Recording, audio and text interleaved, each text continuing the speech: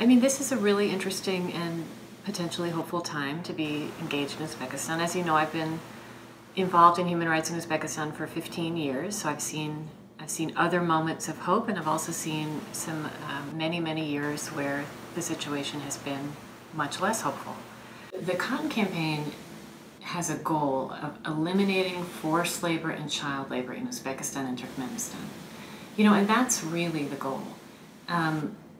I think for the elimination of forced labor and child labor to be meaningful, we also need to see some other things like greater transparency, access for the kinds of civil institutions that allow for transparency, journalism, civil society activists, independent monitors, independent trade unions. Those are the kinds of things that are going to really make that change of eliminating forced labor sustainable over time.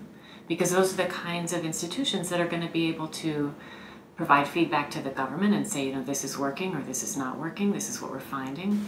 It's going to allow citizens to have a greater voice. I mean, we know from interviewing hundreds and hundreds of Uzbek people forced to work in the cotton fields that they really care about this issue. And I think that's important.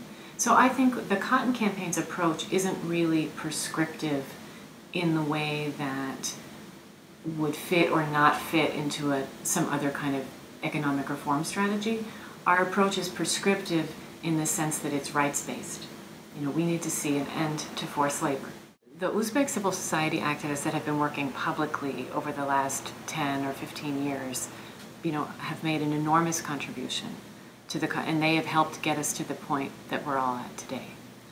That being said, it's a small number of people who have worked under very difficult circumstances at enormous risk to themselves to get here. I know Uzbekistan, from other kinds of engagement, Uzbekistan claims that they have, 8,000 registered NGOs. I think for the most part, many people would agree that these are not truly independent civil society organizations, and they're not necessarily human rights organizations. So that the small group of people that has been working publicly have played an enormous role in this conversation, and I think they will probably continue to play an enormous role in this conversation.